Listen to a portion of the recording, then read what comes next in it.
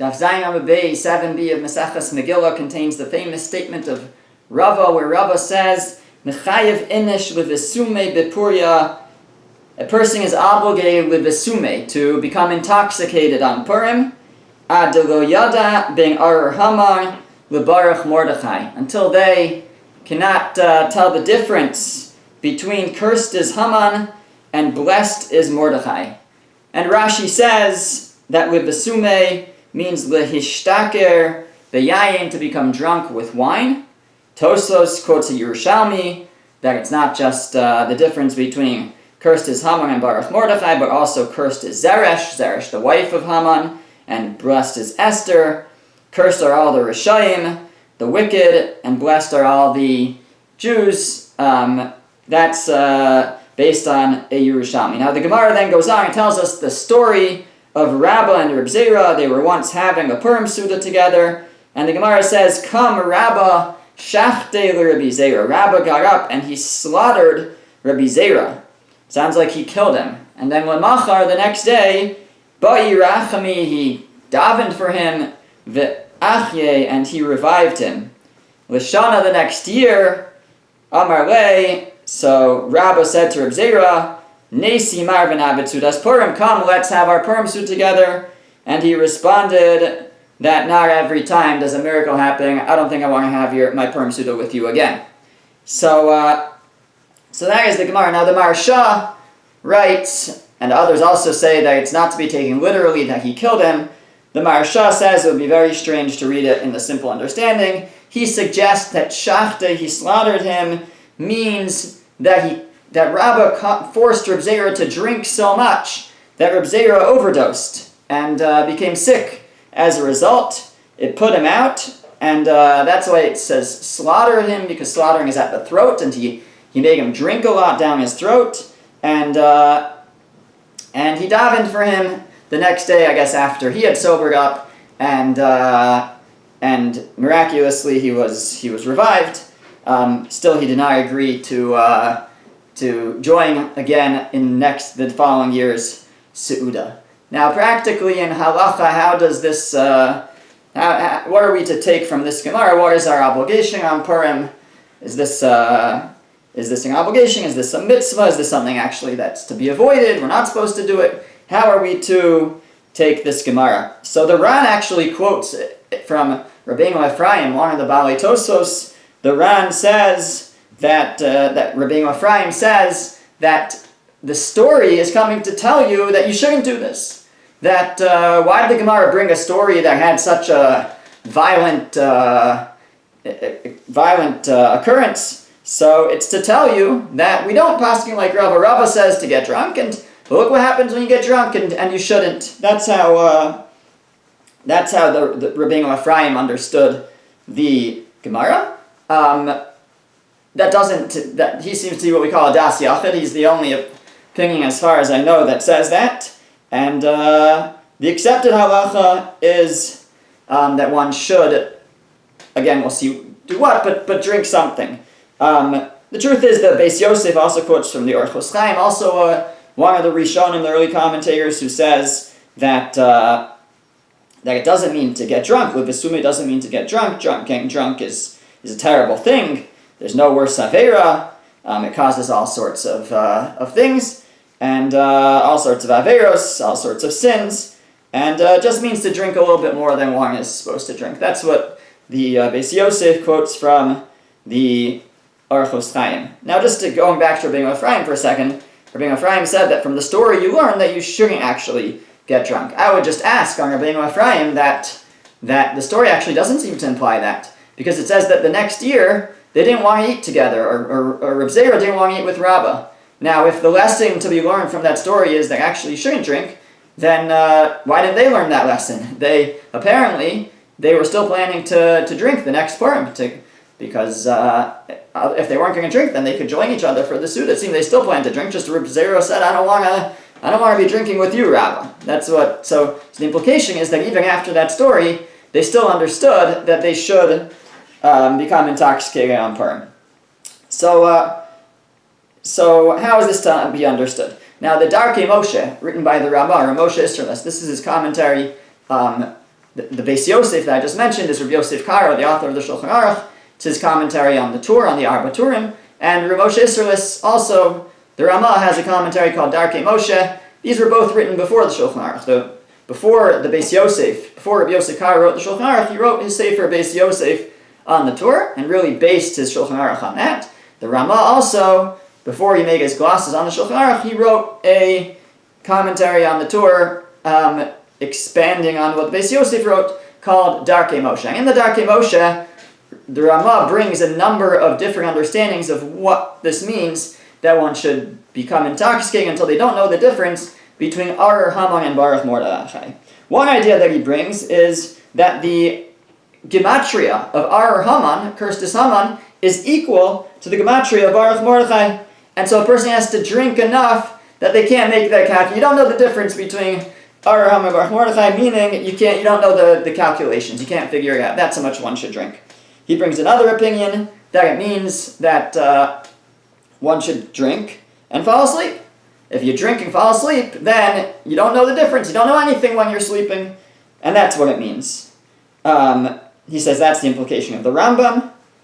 And then he has another idea. He says there was a piyut, there was a liturgical poem that they knew back in the day. And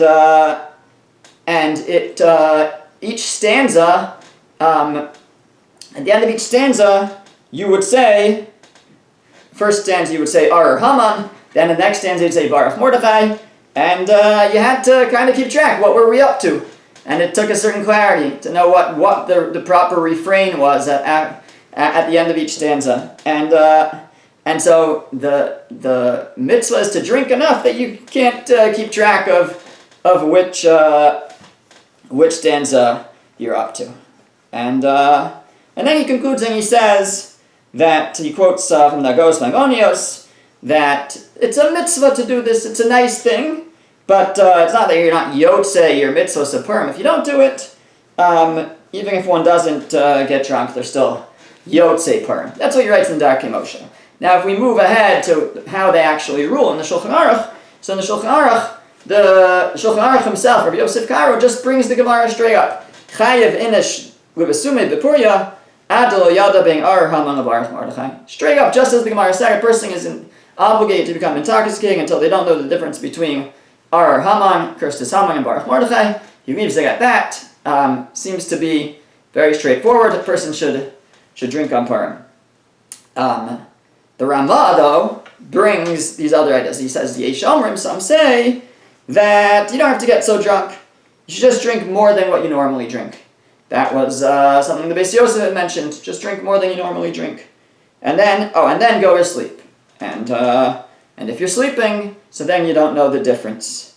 And then he concludes, a very important line, he says, Echad hamarbe, ve'echad hamamit, uvilvat sheyichadin libol hashamayim. Whether one increases, does a lot, whether one does a little, the point is that they should have their heart, they should do it for the sake of heaven. And that's really a key line, is what happens when a person drinks? What comes out? Do they start connecting closer to Hashem? Or do they start saying foolish things and embarrassing things and damaging and etc. And that's an important distinction. Now in the Bir Halacha, so that's the Mishnah Berurah's one of his side commentaries. So he says, he asked, how could it be that the sages obligate us to drink throughout the Torah, the Nevi'im? It's and the Gemara, we find that drunkenness is frowned upon. It's a terrible thing. So why would they obligate us to drink on Purim? So he says, he's quoting the Eliyah Rabbah, he says that because by Purim, all the miracles came about through wine feasts. So first of all, Vashti was killed in the feast at the beginning of the Megillah. That was out of Achashverosh's drunkenness, he killed Vashti. And of course, that paved the way for Esther to become queen, which was necessary for the salvation of the Jewish people. And then at the end of the story, it's at a wine feast that Esther invites Haman and Achashverosh, and that is where Haman's downfall occurs. And therefore, the sages wanted us to have a wine feast to remember how the miracle occurred. That's the significance of it. And again, he says, El Yerabba says it's a mitzvah v'lo la'akev. It's a nice thing, but it's not ma'akev, it's not essential, it's not a requirement. The Berlecha further brings from the Meiri something very important. The Meiri says that again, a person is obligated to increase their joy on Purim with food and drink, and he says, but we're not required to lower ourselves through drunkenness. The commandment is not a commandment of what he calls holus and shtus, of foolishness and futility. It should be a simcha, a joy of enjoyment that brings us mitocha la'avas Hashem yisbarach, that brings us to love Hashem and to thank Hashem for the miracles. So it should lighten us up to be able to again to thank Hashem and to celebrate the miracle of Purim and all the miracles Hashem does for us. And then he adds from the Chaye Adam that again there's this obligation to drink, but he says, however, if a person knows that as a result of getting drunk they're going to be mezalzel in other mitzvahs, they're going to disgrace other mitzvahs, they're not going to wash netilas yadayim properly, or they're not going to bench properly, or they're not going to daven properly, they're going to miss mincha, or they're going to miss ma'ariv, or mess them up, or they're going to just act in with kalos rosh, with lightheadedness, improper way, so it's better not to drink, and whatever a person does should be l'shem shamayim. So that's, again, it's just some of the halachic parameters. It seems that there is an idea that's paskin, that's ruled to drink on Purim. Again, the Shulchan Aruch just brings it straight up. Obligation, like sume b'purya, to get drunk on Purim. The Ramah kind of lessens it, and he says, at least yesh omrim, some say it's only to drink more than what you normally drink, and then to fall asleep. And as we mentioned in the Darkei Moshe, he has other ideas. It's to drink enough that you can't tell the difference between the gematrias of Avraham and Mordechai, or I guess not the difference, but you can't calculate them, or you can't keep track of the refrain of that song that had both of them. And then but we also, the poskim also say that it should be, if one is drinking, it should be a drinking that brings one to love Hashem and thanking Hashem, and not chas v'shalom to foolishness and damaging, etc. Now, just to close with one idea, what's the idea behind this? Why would we want to drink to the point of Arar Haman, and we don't know the difference between Arar Haman and Baruch Mordechai? What is the idea behind this? So the Megillah Star, written by Rabbi Yaakov Milisa, the author of the Nesivos HaMishpat, so in the introduction to his Megillah, he explains as follows. He says, if we were to focus only on the miracle of Purim in that we were saved from destruction, so of course we would curse Haman. He's the source of evil. He tried to destroy us. We would bless Mordechai. He's the reason we were saved. He says, however, there's another aspect of Purim, and there's something great that happened at the time of Purim that the Gemara teaches us about, that after this miracle, we reaccepted the Torah out of love. That's what the Gemara tells us. There was a reacceptance, a reconnection to Torah, a reconnection to Hashem. Now, because at the time of the giving of the Torah, the Gemara tells us, at Matan Torah, Hashem held a mounting over our head, so to speak. We were forced to accept the Torah. Again, a lot of discussion what that means. But the Gemara says that in the times of Purim, we reaccepted out of love. We chose to accept the Torah. Now that is a tremendous thing. And that's a tremendous thing for our neshamas, for our souls. That's something that we wouldn't have achieved if not for the threat and the salvation that occurred. And so in a certain sense, he says, why would we want to curse Haman? He's the one that brought us, that caused us to reaccept the Torah out of love. And And he says that the Aruch says that the language of Li'iv Sume, which we've been translating to mean to get drunk, he says that the Aruch says that it means hana, to kind of enjoy, to enjoy the benefits of. And he says that's what it could mean. Chayev Adam inish levusume bepuria, you have to enjoy on Purim, meaning that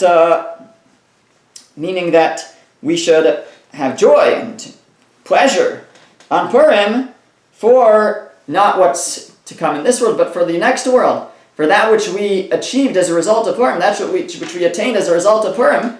We attained a new level of connection to Torah, a new level of connection to Hashem, only as a result of Haman's decree and the salvation that occurred. So in a certain sense, we don't want to curse Haman anymore, because he brought, again, he gets punished, he gets what he deserves, but he did bring about a certain level of bracha for us in this new level of connection to Torah and to Hashem. And so a person should live sume, again, to drink, but to take pleasure and recognize the pleasure that's to come in the world to come as a result of what occurred on Purim, to the point that they don't know that our Haman, Baruch Haman, cursed is Haman, praised is Haman. He's cursed for trying to destroy us, but he's blessed for bringing us through this experience where we, as a result, re-accepted the Torah out of love. And that's one idea, at least, behind trying to